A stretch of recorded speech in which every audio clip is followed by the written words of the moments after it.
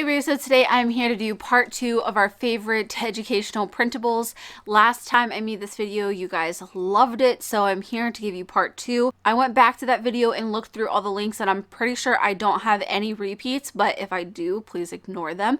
But yeah, I'm just going to jump in and show you guys. Of course, I will leave the links down below, but please just know that these are made by other people, so if they are no longer up or if they have certain terms of use, like whatever, please make sure you're paying attention to that. All of these are free. There's some that you have to sign up for their mailing box for, but in my opinion, it's well worth it. So I will leave links to everything down below. And I also did want to mention a paid resource in case you would like to look into it further. But there is a website that's called Teachers Pay Teachers, and teachers will make things and put them on an online store that you would pay them for. And honestly, a lot of stuff is affordable. You know, it's not until you get into like these really big multi-packets of things that it goes even above $20. There's a lot of things on there for, you know, $1, $2, $3, $7. And there's even a lot of free stuff on there as well. So definitely check out that resource if you're okay with spending some money, or if you want some free stuff, but you have a lot of time to peruse, because there is so much content on there. It's crazy. And it's also been a place that I've turned to time and time again. So I will also link down below my laminator, the laminating sheets, and a couple other accessories. When I come to them, I will mention them and I will link them all down below, but they are pretty much, for the most part, I believe, the same links as before. And lastly, before I get started, my girls are 5 years old and 4 years old, and I did mention in my last video a lot of more basic printables like ABCs, 1, 2, 3s, shapes, stuff like that. So if you're looking for a more get started kind of video, I would definitely check my first one out. And then this one is a little bit more focused to like what my girls are interested in or things for their age group. So like I said, they are 5 and 4. I also have a 9-month-old, but obviously none of these are intended for her. So the first one I have is some coin recognition. This right here, they would obviously have to be able to read and understand the different cents for each coin, but there is also in that same file for you to print off, they can just match the coins, which this is what we started with because neither one of them understood how much each coin was worth. So this is what we started with and then graduated to this one, but really enjoy this. And while we're on the topics of coin, I found this pretty basic printout that is just sorting. So once they learn what the value of each coin is, they will be able to go ahead and sort them out, which, you know, it's just like a little sorting map. Now I understand with that one, obviously it's US specific. Those are US coins, but nevertheless, I think you could honestly make something like that of your own. Whatever your money may be in your country, I feel like you could find a picture of a pig and just put some white circles and whatever value of your money it is, and just little pictures. It's very simple, guys, honestly. I am starting to branch out more into making my own printables, but that's a different video for a different time. The next one is this weather dice. Now, I don't have it put together. This is honestly my copy that I keep around, and I will copy this to make the dice for the girls. But I print it on cardstock, that way it's a little bit more substantial, but basically it comes out like this. You cut it out and then you just fold where the dotted lines are, and it makes it into a dice, and it just gives them different things to act out. So it says melt like the sun, fall like the rain, freeze like the snow, twirl like a tornado, blow in the wind, and jump like lightning. They love this. They go bananas for it every time. But if you are going to put tape on it, put it equally throughout. I was only taping certain sides, and you wouldn't think it would make a difference, but it was actually making the dice only land on certain ones every single time. So lesson learned. But yeah, I do keep some printables in their raw form. Not every printable that I get do I laminate. It really just depends. If I print out coloring pages, I will print 3 copies, obviously 1 for each girl, but then I keep a copy, and that way down the line, if we want to do those again, I just have to copy them. I don't have to go looking for that file. So the next thing is a summer sorting list. I thought I mentioned these last time, but I went back through and I did not see them, so I must have done it shortly after that video. But it is just a seasons with real life pictures. You guys know I'm all for that. So when I can get real life pictures, I try to, but it just has each season, or I guess I should say each season that we get here in Midwest United States.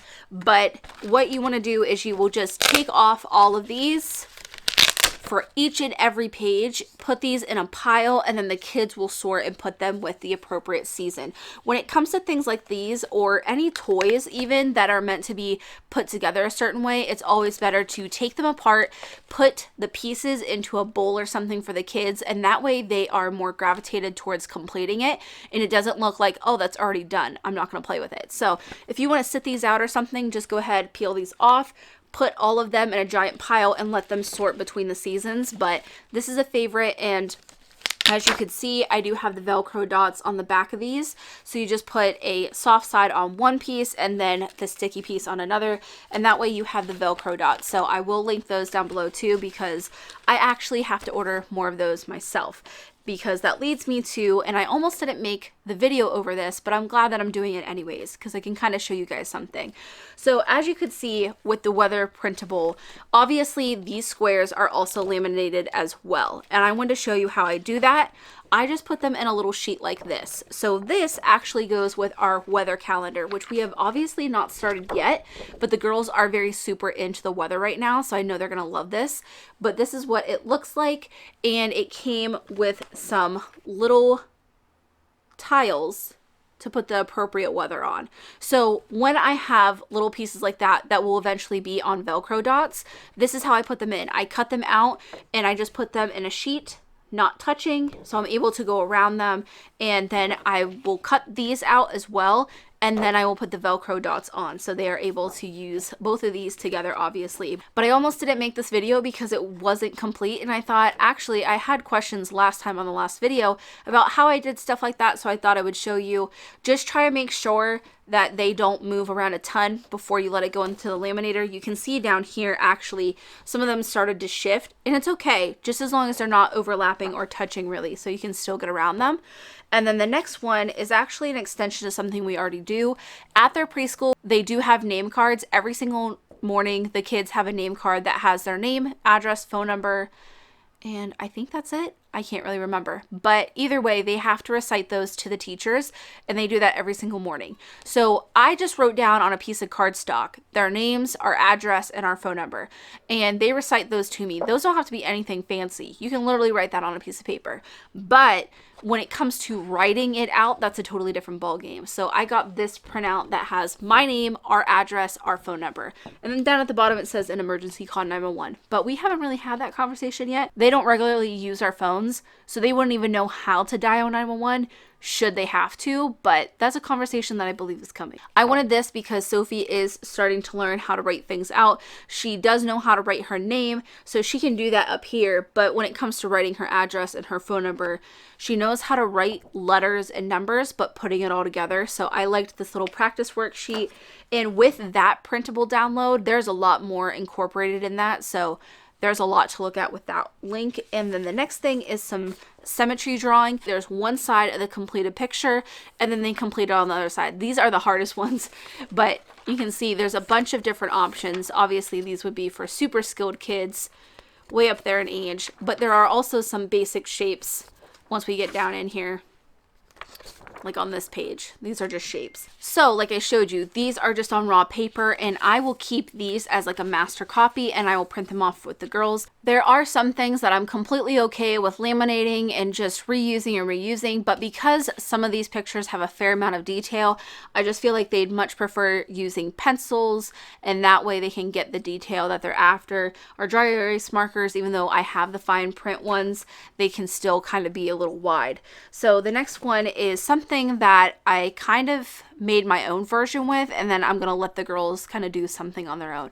So it is this My Body Systems book. There's also a boy one with the link that you're gonna follow down below, but I made this just so we could have this sitting out, and if they wanted to look at it, because we are getting more and more curious about how things work, especially our bodies. So I just thought this would be helpful to have this by itself sitting out laminated so it's not going to get wrecked. But I also want to print off a copy for each girl and let her just kind of color it and, you know, do whatever she wants with it.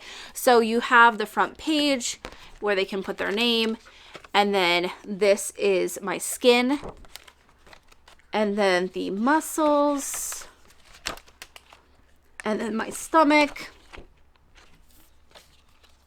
and then my bones, my brain, my lungs, and my heart.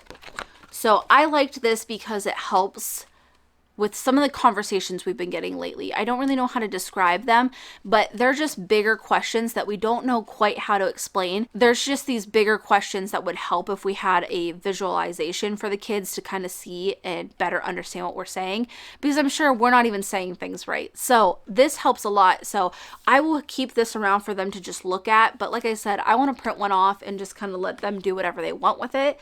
And then the next thing is a little bit more to my daughter specifically, but just in case you were looking for one, I wanted to provide it. With her kindergarten, they will be asking her different geometrical shapes. Bonkers, I know, but I want her to obviously be prepared.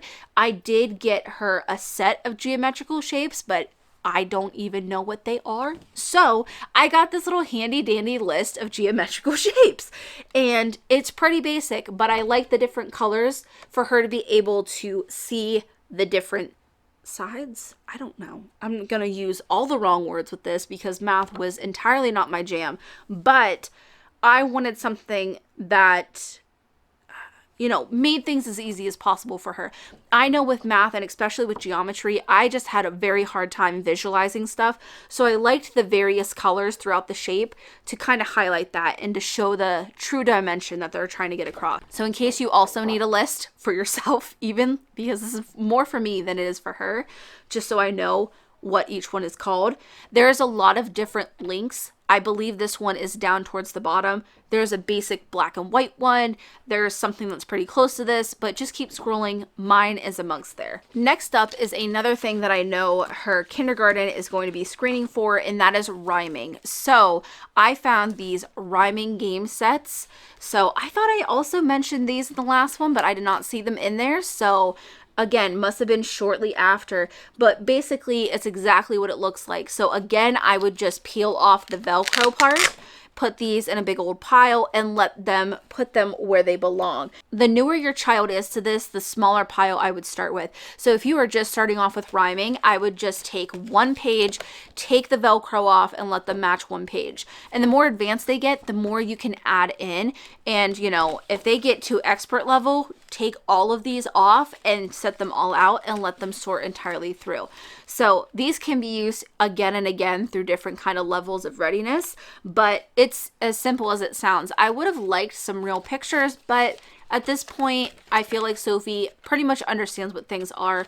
But yeah, it's just what it sounds like. It's a little rhyming game, and they just match up words that rhyme together. I think I've showed you all of them at this point.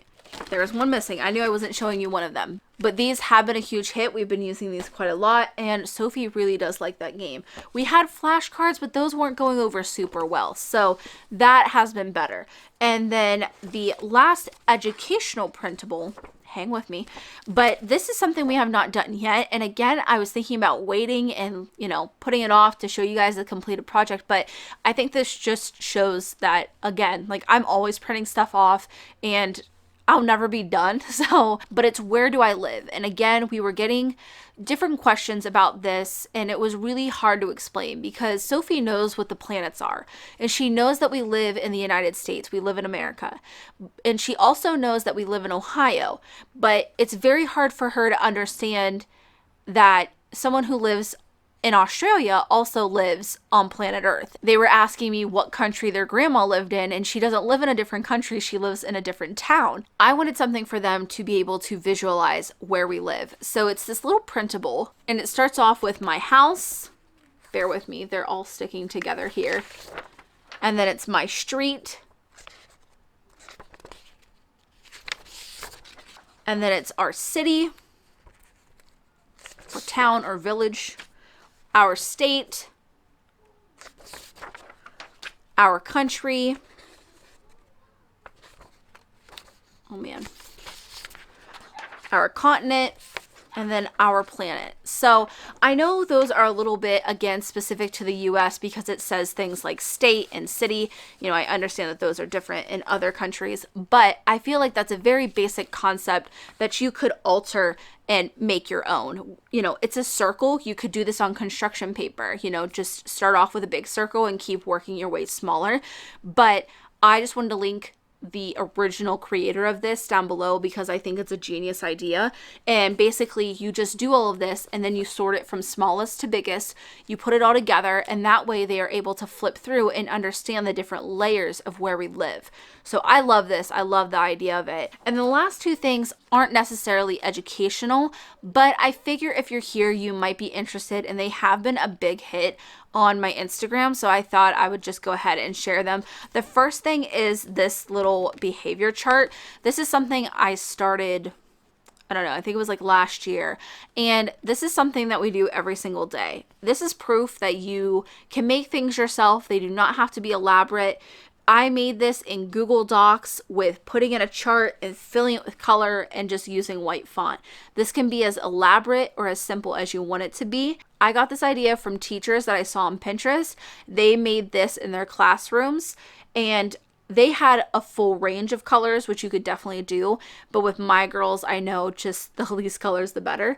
So we always start off on yellow for a brand new day, and we can either go up and go all the way up to blue, or some days we go down to orange and red, and you can move completely throughout here throughout the day, you know. So I have little magnets for them, colored magnets, their favorite colors, and we just push them up and down whatever way we need to be going that day. And it also has been helpful in decision making. I've asked them to think about if it's a blue decision or if it's a red decision. What kind of decision would you like to make? A red decision or a blue decision? And I know some people might not like the correlation of different feelings in the colors, but honestly, this has been working for my kids, and we can address that issue if it ever comes up. But for right now, attitude is definitely an issue. So we have been using this to work with it and thinking about our attitude, thinking about our decisions that we're making, stuff like that. And it's been a huge help. So this is mine. I will link it down below. You can make your own, whatever. I just kind of made that on a desperate whim at like 10 o'clock at night. I just had to get it done. And this, I actually took a lot of time. Again, I saw teachers make it on Pinterest, and I thought it was a wonderful idea, especially with everything that has been going on lately. A lot of heavy things going on with our kids. And I just thought it'd be super appropriate. So I made this "How are you" check-in sheet that also hangs on our fridge as well. We each have a colored magnet that we are able to move wherever we feel appropriate. So I didn't put all the emotions on here, and my kids can't read, but I tried to give them an understanding with the emojis where it's at. So, you know, you can move wherever you want to. There's no wrong or right with this. And me personally, with how I grew up, and even now as an adult, I'm not always super comfortable talking about my feelings to other people, and having something like this helps a lot. I mean, I do it just to show my kids that I'm doing it. They will practice what you teach them. So I do it as well, but I'm also showing them that it's okay to not feel great all the time. You know, mom goes down here sometimes, and that's all right, because sometimes I'm also up here. And I just feel like it's a really healthy way to talk about emotions and to check in without pressuring anybody for a conversation or an explanation or anything like that. It can be a very just casual, healthy way to talk about emotions. So I made this. The one I'm going to link you to does have Mama Alia like super small down here in this black little border, but I did spend a lot of time on this, and I'm not charging you guys or anything like that, but I don't want anybody to rip it off and pretend it's their own, because I'm super proud of this one. I don't know why. It's very simple still. I just made this one in PicMonkey, but very proud of it. But that is everything. Like I said, I will link my laminator, laminating sheets, the Velcro dots. If you are going to hole punch something, hole punch it before and after lamination. A little tip for you. And yeah, I think that's everything. If you guys like this video, make sure to give it a thumbs up. And as always, thanks for watching.